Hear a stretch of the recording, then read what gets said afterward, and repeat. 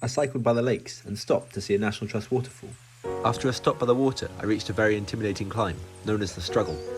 This is even more difficult than yesterday. It took me over an hour and I had to wheel my bike some of the way. Fucking hell. Around 2 I reached the Kirkstone Pass Inn and had a burger and a Coke. Then I was off, speeding down the other side. Downhills were followed by the A6 and then a canal path which shook apart my already aching wrists. Eventually I peeled off and went to the Blue Anchor pub where I got a pint and charged my phone. Then it was off to the campsite. I watched the sunset over the bay while I ate my co-op meal deal. What more can you ask? Little cramped in here.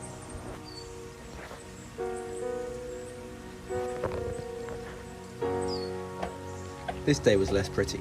It was defined by canal paths and A roads.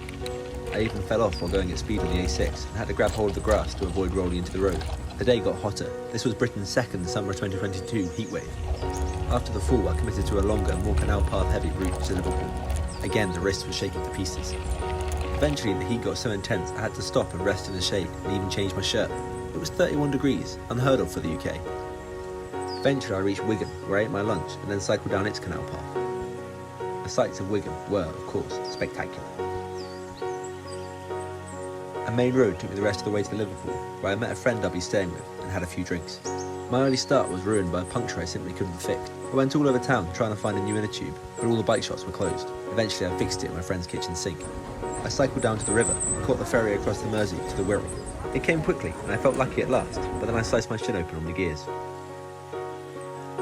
I cycled through the Wirral for a bit and then through a military firing range. A dual carriageway took me into North Wales, where I ruined my charger by spilling Dr Pepper on it. A great day. Eventually I made it to Rhyl, on the North Wales coast, where I drunk mine outside of Spoons trying to nick my bike.